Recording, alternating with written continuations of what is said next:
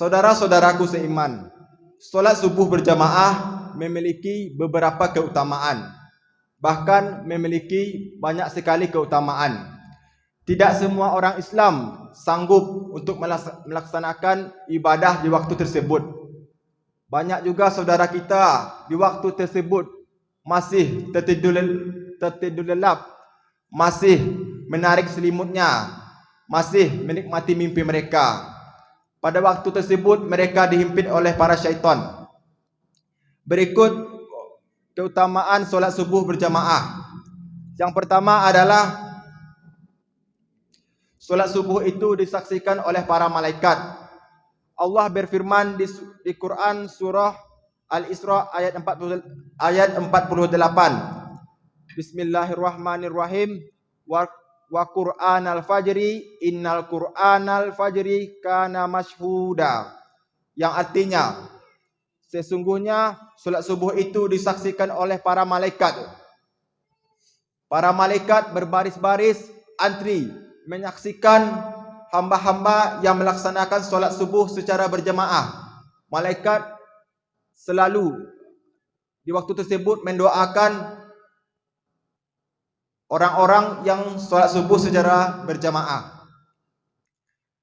Dan yang kedua adalah keutamaan solat subuh secara berjamaah adalah juga didoakan oleh para malaikat siang dan para malaikat malam.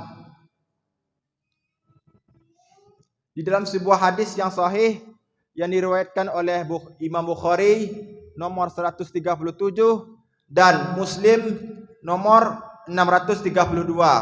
Rasulullah sallallahu alaihi wasallam bersabda, "Wa tajtami'u malaikatul laili wa malaikatun nahari fis salatil ajri."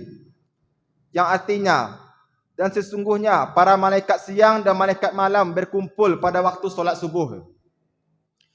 Jadi di waktu solat subuh, malaikat yang bertugas di waktu siang dan para malaikat yang bertugas di waktu malam itu berbaris dan mendoakan orang-orang di dalam masjid tersebut. Malaikat berdoa, "Ya Allah, ampunilah fulan, ampunilah fulan." Yang ketiga adalah keutamaan solat subuh berjamaah adalah akan mendapat naungan Allah sampai waktu malam. Di dalam sebuah hadis yang sahih yang diriwayatkan oleh Ibnu Majah dan Tabrani, Rasulullah sallallahu alaihi wasallam bersabda, "Man shallas subha fi jama'atin fahuwa fi zimmatillah." Yang artinya, barang siapa solat subuh secara berjamaah, maka ia dalam perlindungan Allah. Menurut para ulama, tafsir dari hadis ini adalah Allah akan melindungi hamba tersebut dari waktu subuh sampai waktu malam. Ada juga ulama yang menafsirkan sampai subuh berikutnya.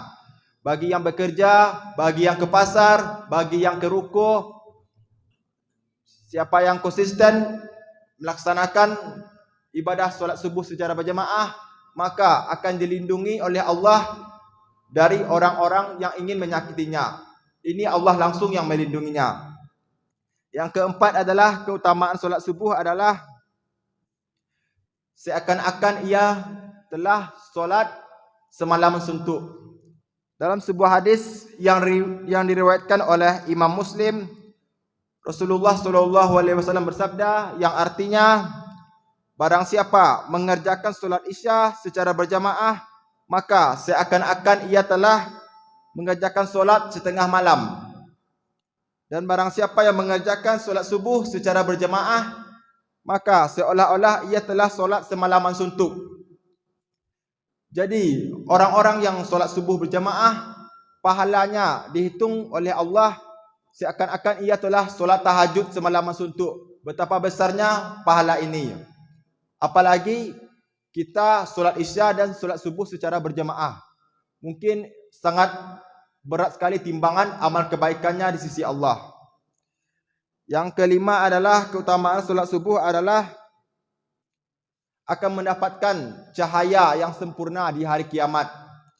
Dalam sebuah hadis yang sahih diriwayatkan oleh Abu Dawud dan Tirmizi yang artinya Rasulullah SAW bersabda, sampaikanlah berita gembira kepada orang-orang yang berjalan pada waktu gelap menuju ke masjid, bahawa sesungguhnya ia akan mendapatkan cahaya yang sempurna pada hari kiamat. Saudara-saudaraku seiman, kelak di hari kiamat semua orang membutuhkan pertolongan dan membutuhkan cahayanya Allah Subhanahu wa taala.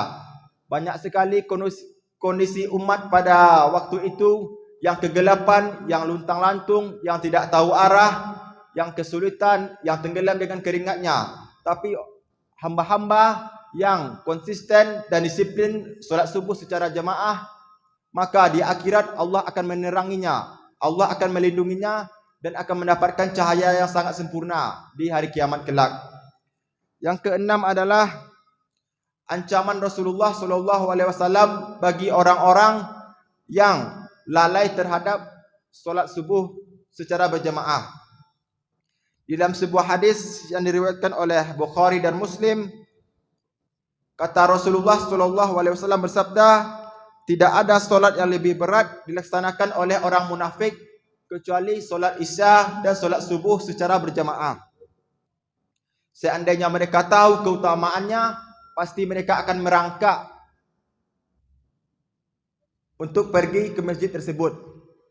Dari hadis ini kita bisa mengerti bahawa kata Nabi SAW, sifat orang munafik dalam dirinya ada dua.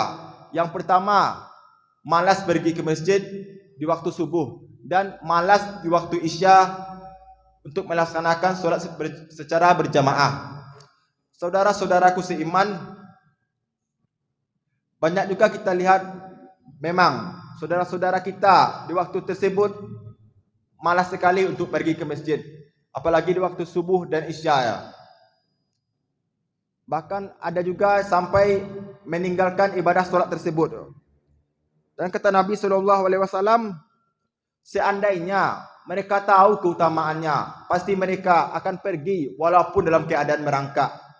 Kalau kita pikir-pikir, misalnya ada di antara kita yang dirawat di sebuah rumah sakit dalam keadaan berhimpus, misalkan ada di jam gadang orang membagikan uang 10 miliar, pasti kita akan tetap pergi walaupun merangkak sambil menopang infus kita.